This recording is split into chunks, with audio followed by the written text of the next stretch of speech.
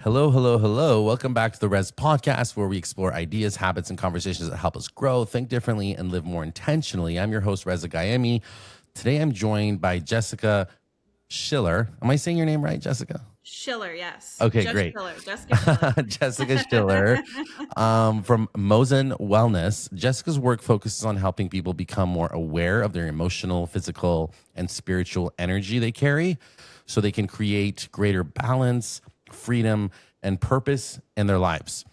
Jessica, welcome to the Rez Podcast. Thank you. It's an honor to be here. My pleasure. It's an honor for me to have you on. And thanks for accepting to be on. So I want to begin with a personal story, Jessica. More than a decade ago, when I was in my 20s, when I was living in San Francisco, I think the hub of the startup and the most, in my opinion, one of the most drug-centric places in the world. Forget Amsterdam. And I experienced MDMA for the first time, commonly known as Molly, with someone I was dating at the time. I'm not bringing this up to promote drug use, of course, but what stayed with me was how intensely aware I became of the atmosphere around me. So tension and negativity felt almost unbearable, while warmth, safety, and positive connection felt magnetic. I found myself wanting to move away from anything that felt heavy and surround myself with what felt peaceful and uplifting. And years later, that experience still makes me wonder how much our lives are shaped by the energy we absorb, create, and carry.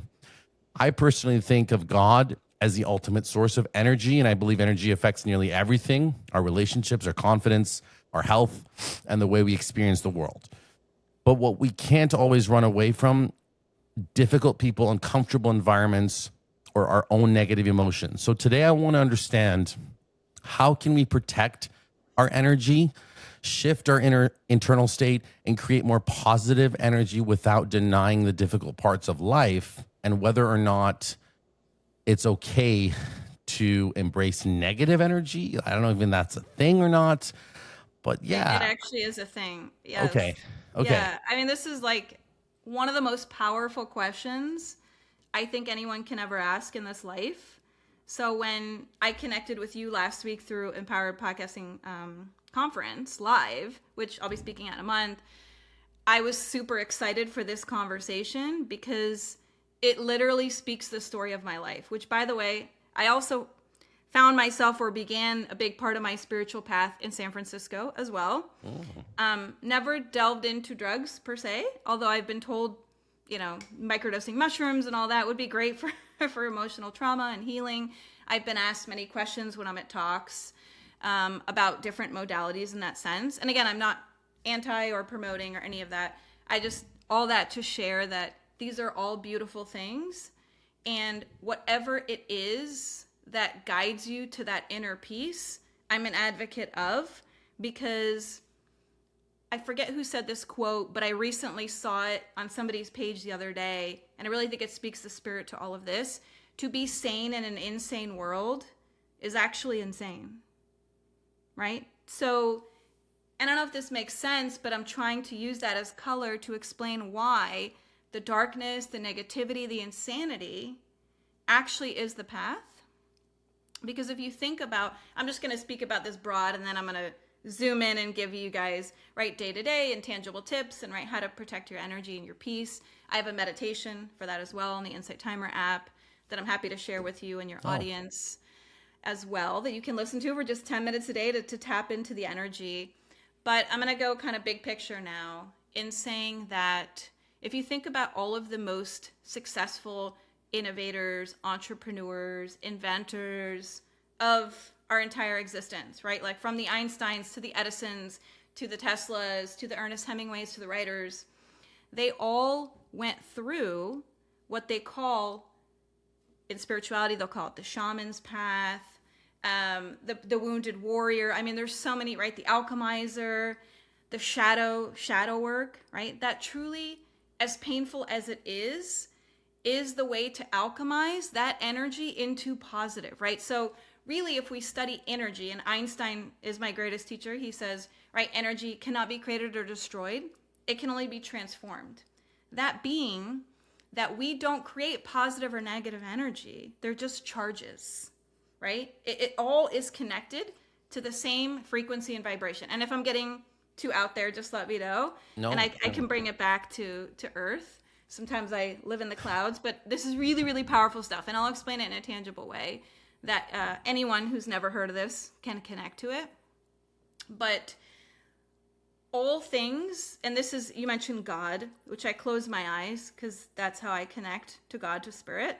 I'm more spiritual, but I also believe in God, and I read scripture. I'm Jewish, as I told you, but I believe in Jesus and I read scripture as well. So I read everything because, again, it is all connected, and I truly do believe that. But it reminds me of the scripture. It's one of my favorites. And I actually see this as a sign almost daily, these 3 numbers, 828. So Romans 828 means all things happen for good for those who love God. Meaning all things, meaning the negative people, meaning the dark influences, meaning all the chaos we see collectively in the world right now. And there are a lot of reasons why me and my lineage and my life story, like I shouldn't be saying this, right? Like, how can you say this death happened for good? How can you say this tragedy happened for good? How can you, right? How can we say that? How can, whatever situation that we're in, this trauma, how can we say all things happen for good? Is because that is the way to alchemize it back to good, right? If we see everything, my client always says this, and I think this is really beautiful. She said she learned as a child, everything in life is either a blessing or a lesson, right? The blessing is the things that are easy to receive, right? The lessons, not so much. But I actually believe the lessons, and again, look at all the great people who've accomplished massive success in this life. I'm a huge golfer. I actually heard Gary Player on a show on Sunday, I believe. He went through hell as a child. He actually grew up very poor, very destitute, South Africa. You can imagine, that kind of an upbringing. And he said the only reason why he never had stress as a golfer, and he's one of the greatest of all times, is because he went through hell as a child to where if he didn't win a golf tournament, that was nothing compared to what he had already been through, right? And I have chills even as I'm saying that, because so much of my path, especially the last 5-6 years of my life, when I've really started to dive into the deep shadow work, the deep trauma work, to understand my patterns of childhood trauma, to understand collective trauma, ancestral, right? It even lives in my DNA. Do I now understand how all of those things happen for good? Right? And that's just kind of a higher sense, but I'll take a pause. I don't want to. No, I'm just listening, Jessica. Yeah, this is great stuff. Yeah. No, beautiful. Boy, can I have a drink? Yeah, I was like, I'm gonna take a pause because I've learned I can. Okay, let's go a little bit micro, if that's okay. Yeah, of course. In the sense that I start with the macro and then we'll go yeah. micro. Yeah. So when you talk about someone's energy, are you describing something spiritual, emotional, physical, or a combination of the 3? Combination, right? So I was actually thinking about EPC in the talk that I'm preparing for next month as I'm working on it now. And I'm thinking of a really simple example. And I'm an empath and a highly sensitive, so maybe this is more attuned to me, but I think everyone can relate to this. Have you, Reza, been in a room, let's say at the conference, we're going to be at EPC together, yep. And you converse with one particular person, you feel a certain way, and then you converse with another person and you feel that way, right? Like, what is the difference? Is it spiritual? Is it physical? Is it emotional? Right?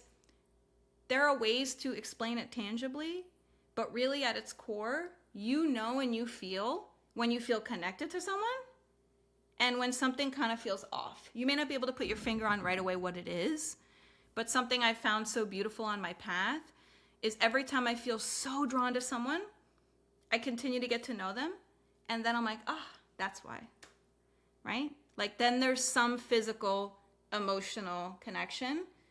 I think initially it's spiritual and energetic, and then we as humans, we want the tangible, right? We want the logic. We want to know, why did this feel so good? And then it becomes that. So it's a combination of all of the above. Beautiful. So Jessica, I was wondering if what your take is on negative. So you did talk about this in a macro sense, but is negative energy something, if you can describe why we should try to escape it, or can anger, sadness, anxiety, and discomfort sometimes be important signals, if that makes sense? Yeah. I think, again, I spoke to it at a macro level, like shadow work, for instance, right? And the alchemizer and the shaman's path. But then we think about, let's say, negative people, right? So I'm not saying if somebody is truly toxic for you, if something, energy, right? Whether that's a habit, a person, an environment is not for you, and you know in your heart and soul that that's toxic. I'm not saying to go through that as part of the shaman's path, right? So I just want to distinguish those two things. But I do think there's a level and a lesson to where everything in life, and I did a talk last year. I'm actually looking at the poster behind me on my wall in my office. Mm-hmm. I spoke at a childhood trauma conference on relationships, right? How to navigate difficult relationships through shadow work.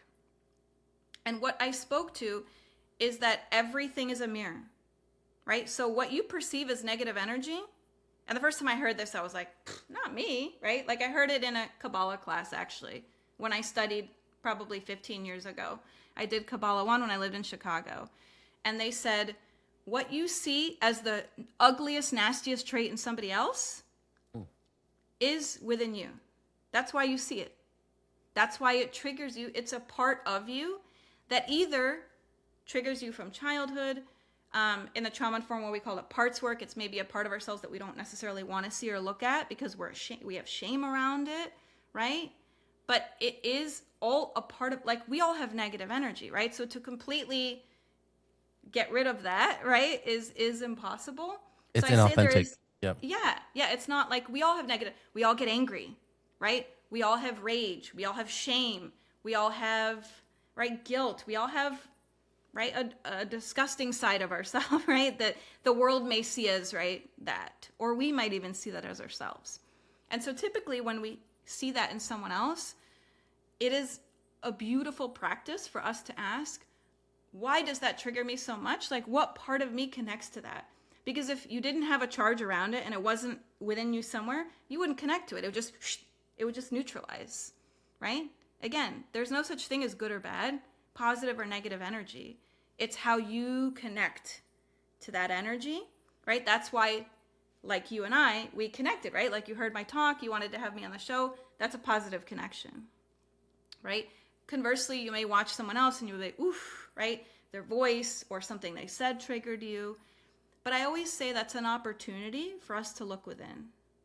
But then, of course, there's degrees, right? Like, for instance, I've recently, in the last 5-6 years, literally unearthed my entire life. So, like, rebranding my business, separating and getting divorced from my husband, like, destroying a life that I lived for the last 13 years, destroying, like, literally Phoenix rising, literally going through a death and rebirth, personally, spiritually, physically, changed my environment numerous times. Like, I am not averse if something is truly toxic for you, right? And only you know through kind of going through a lot of the disconnection and the shadow work, what feels aligned and what's not aligned, then obviously, yeah, set boundaries, and I'll give you tangible practices on how to protect your energy, because that's, to me, a daily practice. Like, I practice protecting my peace daily. Meaning, are negative people and things going to trigger me on a daily basis? Yeah. I wear this Aura ring for a reason, for stress. Or a ring, right? Yeah. I have an autoimmune and a chronic illness. I am hypersensitive to everything. It's called hypervigilance and trauma. So things that feel good feel really good, and then conversely, right? So how do I protect my peace? It is a daily practice for me, because that is how you protect yourself when those situations come up, because they will, to not, as I said before, not to be attached to it, not to be charged by it, not to let it influence you. It still will, but maybe not as charged as it was before. Before I became Christian, I always told people Seinfeld, the show Seinfeld is my religion. Yeah. Like, that's what I always would tell people, because Yeah. that show, it's like a recipe for day-to-day life, right? You're a Seinfeld fan? I watched it, yeah, back in the You day. watched it? Yeah, Okay, absolutely. so Yeah. so there's a particular episode, Serenity Now. I don't know if you remember that episode, where there's a particular episode where this character George his parents put him into this like this thing where he had to sell something, and he sucks at it. And there's this other guy, he's just like taking these sales calls, and he fakes it. Anyways, maybe that's a different episode actually. But Serenity Now was a thing in Seinfeld where this guy that got stressed out, he would just keep saying Serenity Now, Serenity Now, and then finally he blew up once because he just couldn't take it anymore, and he just went crazy. Yeah. So the reason why I want to bring that up is like, what's like, you know, ultimately to protect your inner peace, like, you know, they always say like you should be willing to emote and have a natural emotional reaction to things. So what's your take on like that type of thing where like if I'm at a bar with my girlfriend, which is a true story, I was at karaoke and this guy, even though he saw that she was with me, he's like starts hitting on her. Yeah. And so, you know, what do you do? So, like, how do you protect your energy? Like, just from a micro level there, if that makes sense. Yeah. So situationally, right? So I see it as a practice, and I'll give you guys, you know, a bunch of tips as to what I do on a daily basis. But situationally, for instances like that, I would say the number one thing is boundaries, discernment, and boundaries. Right? Discernment is, does this feel good? Does it not feel good? Do I want this person in my life? Do I not want them in my life? Right? So obviously, if a guy's hitting on your girlfriend, that's not somebody you want in your life, right? And you want to stop that interaction from happening. Similar thing happened to me when I met my husband. A woman was hitting on my husband. I'll never forget it. It was boy. like right, there should have been a red flag for the beginning, but like right when we met, and I brought it up to him, and he was like, "What do you want?" Like, she was hitting on me. I'm like, "What do you mean? What I want?" Like, boundary, right? Like, you speak up, Yep. and you tell that person, "Hey, like, that's a calling." And again, that's when a negative situation shadow can become an opportunity for growth, to A, use your voice, B, to set an appropriate boundary, and C, to have discernment, right? Because a lot of people don't even have, they'll be blindsided by that situation. I mean, that's an apparent one, but I'm saying people stay in relationships for how long? They don't see the red flags. Yep. Or opportunities, so many opportunities where they could have set a boundary to create a more sustainable relationship. This could happen in business too. People get screwed over by business negotiations. Right? And that's an opportunity right there to say, hey, you know, I'm with her, back off. Like, it can be that simple. But if we don't set the boundary right away, energetically, we're saying to that person, it's okay. You can come into my territory, right? And you can do whatever you want and manipulate me. And then at a higher level, take my power away, right? So by setting a boundary, using your voice, you're taking that power back. And it's beautiful we're having this conversation now because astrologically we're in Leo season, which is all about that. Amazing. Yeah. I'm gonna have you on because we're gonna do some hopefully more episodes. There's so many things to talk about. But I could talk all day about this. my ADHD brain is making me wanna play a segment just to kind of talk about something else.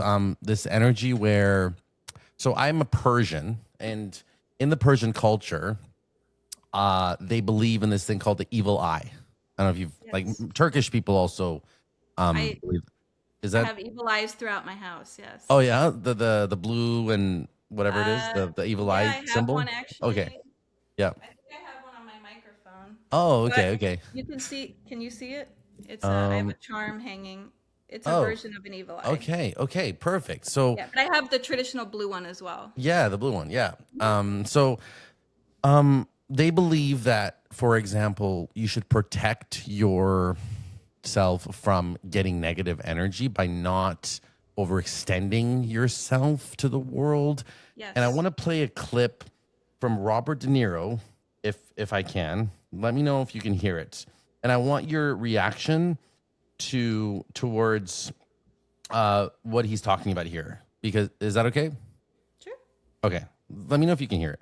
Be calm. When things are going well, be calm. Don't think you're on top of the world. You always got to be wary because I've seen it. I've seen people come. I've seen people go. I've seen them come. I've seen them go. You got to be chill. You got to take what's good in your life and move forward cautiously and carefully. And thank God that you have that. It's very, very important not to overextend yourself when you think you've got it That's no such thing. Everybody's dispensable. Okay. You heard that, right?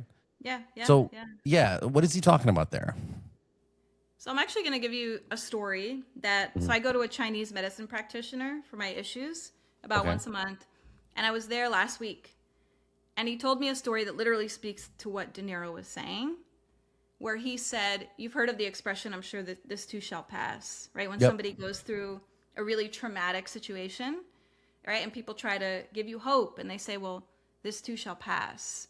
So I don't remember the exact story, but basically the guy was going through something, right, that was hell, and the shaman or whatever, he said, I'm going to teach you a lesson, this too shall pass. Then he was in a really good place, right? And he gives him the same lesson, right? Oh, everything is going well, right? As he was saying, you're indispensable is how he ended that clip, Yep. right? Even when everything is going well, and I literally carry this with me now every day because I think it was such a beautiful lesson.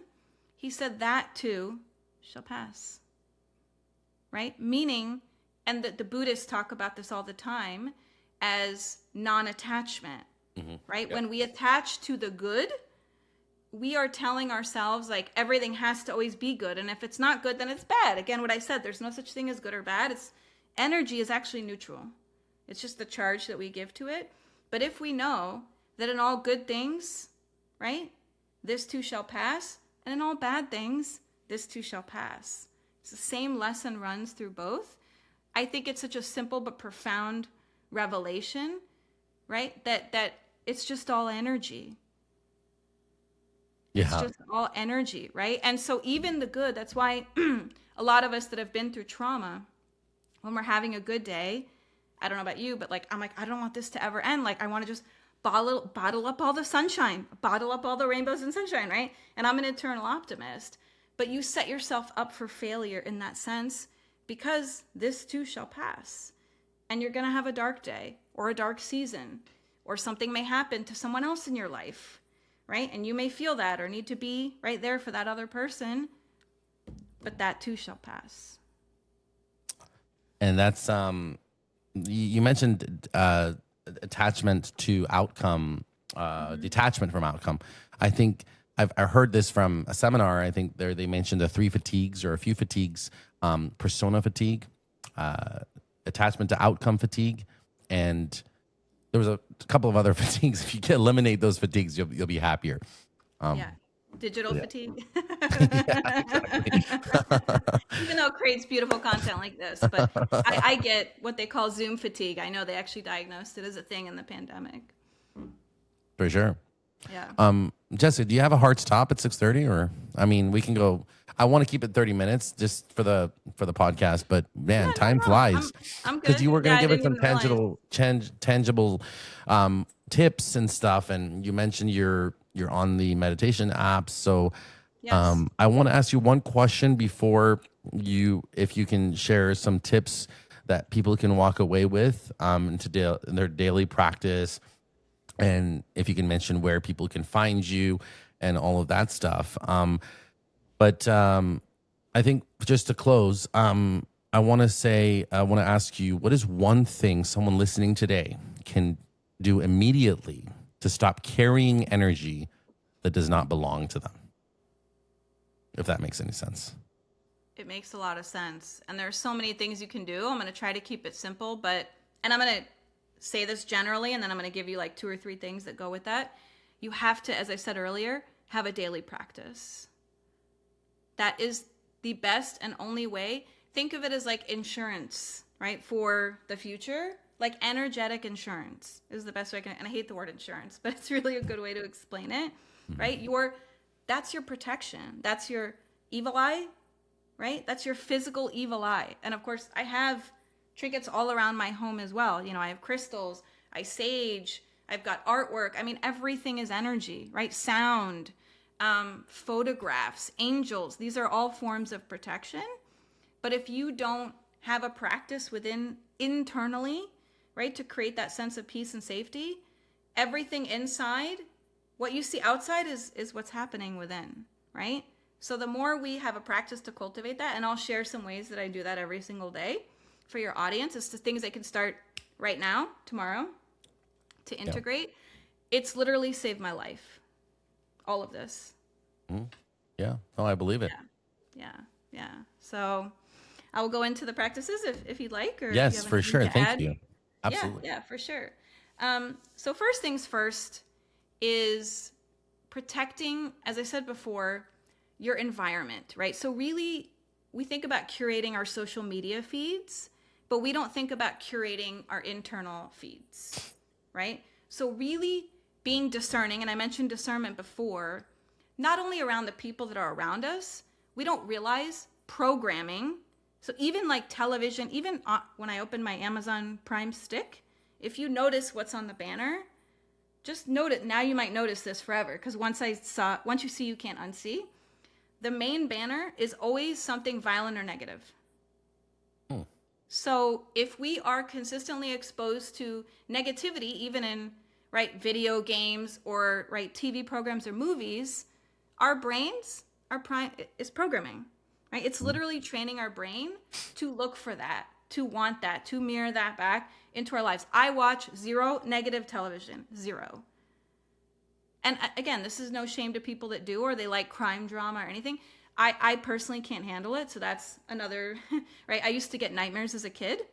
Like, I'll never forget, my brother took me to see all the Terminator movies as a child, and I had nightmares for months, or like Children of the Corn. Or I don't know how people can watch horror movies. I don't know. But I'm saying that's even in the programming of and you turn on Amazon and it starts to play a preview. Yep. I run and I grab the remote. So so social media boundaries around your television, conversations. Your feed is a really great place, to go into your social media. I had to do this. You mentioned you're Iranian, so I am Jewish. And after October 7th, I eliminated a lot of things from my feed because if it triggered me, I don't want to see it. Yep. And that's the toxicity I say is okay to eliminate. I'm not saying go through that. It's part of your shadow work. No, if your nervous system is triggered, especially if you've been through trauma, all roads lead back to feeling safe. So if this doesn't make you feel safe, block. We have that ability to do that. So that's number one, is curating everything in your life. Everything is intentional in my life, from the way I decorate my house to the way I spend my morning to the things I say yes to, right? I resonated with you. That's why I said yes. I could count on my hand how many interviews I've done this year, just because I'm being super, super Thank you so much, intentional. Jessica. That means a lot. Yeah. Well, I felt called, right? So I do that work, but not to be afraid to say no to things that just, right? And you can tell, right, in your gut, if something excites you and it's a little bit scary, it's probably meant for you. And if it feels like a hell no, but you're like, oh, I have to do this thing, okay, that's probably not something that you should be doing, right? Curating everything, having intentionality. That's the first thing. The second thing is, this is a big part of my trauma therapy and what I do again daily, is somatic awareness, right? I'm sure. Somatic.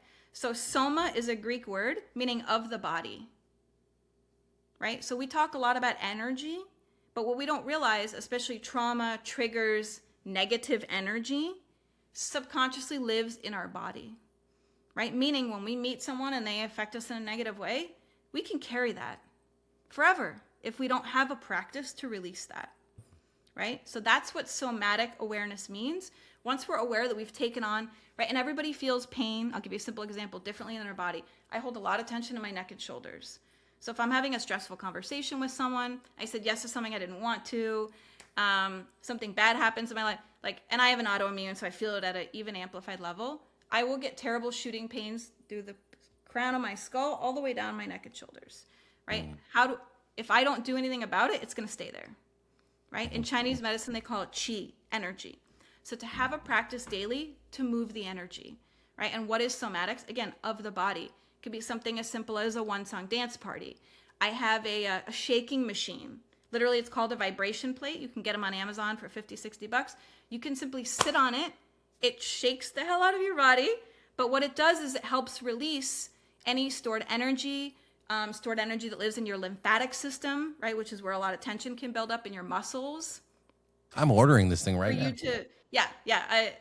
I went to so TRE it's called trauma, and again, I don't want to go too deep in all this. TRE is called trauma release exercises. There's specific trained practices for people. A lot of veterans do this that have been through PTSD. So the teacher, I went to a private class with my client when I was in Dallas. She told me to buy that when I was in severe pain, like when I first separated with my husband, and I had literally sensations that were pulsating up my skull and I went for like massages every 3 weeks, like nothing was helping. She's like, get this plate, sit on it, just sit on it. Oh. Like, let it do the work for you. Okay, so that's a really easy way to do that.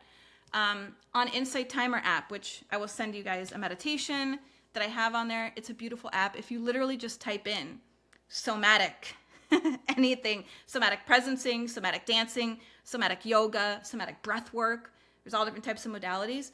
You will find recordings from 2 minutes, 3 minutes to 5 minutes, 10 minutes, as much as you want to do, that you can practice every day. You've got to get the energy moving and out of your body. So that's number 2. Oh my God. Okay. Yeah. Number 3, this is like probably one of my favorite things because I am big on sound, is sound therapy. So you might have heard of like a sound bath. I'm a DJ for sure. Yeah. Oh, you're a DJ. Yeah. So music, yes, right. Music is But medicine. this is something different. Yeah. But these are specific tracks, and this is I'm going to speak to this a lot at EPC. Is this frequency therapy? There's specific tracks that are tuned to specific frequencies to transmute negative energy and to generate positive energy. There's ones that can attract wealth. There's a love frequency, which is 528. There's the Schumann resonance, which is 432. These tracks are attuned to specific frequencies. All you do is put your headphones on. You listen. I do this every single morning. And it attunes your body, your cells, your organs to that frequency. Where do we find these sounds? I use the Insight Timer app. Insight Timer app. Okay, perfect. But I guarantee you, if you go on YouTube and you just Google, you can find tracks like that. Okay. But so there's frequency tracks that are tuned to specific frequencies. But you can Google binaural beats is one of them. Another one I've been using even more recently and loving, they're called isochronic tones. I spoke to this, I believe, at EPC Live, the live I did last week. I love to know the origin of what that word means. It's also Greek, iso, meaning equal, chronic, meaning time. So basically, you mentioned ADHD.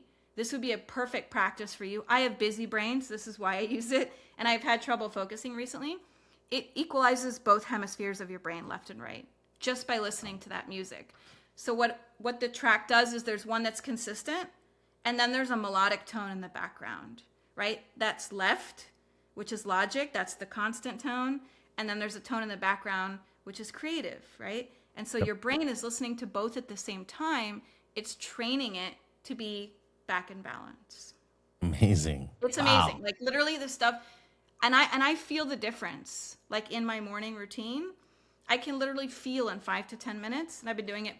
I've been meditating, I think, 60 days straight to these types of tracks. I also do quantum recoding. That's a whole nother thing. That's more like outcome-based things, right? Like you're trying to generate a specific love or specific money, right? Whatever you want to call in, right? In the quantum field, quantum physics. Yep. But in terms of just protecting energy in general, those 3 things, right? If you practice that, it will change the trajectory of your life. I believe it. And I'm so And there's so much more, but I'll just keep it at that. Thank you, Jessica. Yeah. Man, this is definitely one of my favorite episodes so far. So thank you so much, Jessica, for everything and for being here. Let's see. I do have another one at 7 p.m. So Jessica, your page is on Facebook. Your Instagram is I'll write that stuff in the show notes. Yeah. I don't even have show notes, but I gotta figure out how to do show notes. But I can help you with that. Yeah. I can help you with that. Well, yeah, but if you want to maybe, where can people find you in an easy way? Sure. So yes, I'm on Instagram is probably my most used. I'm also on Facebook, but on Instagram, I'm MOZEN_wellness. It's my at Mozen Wellness.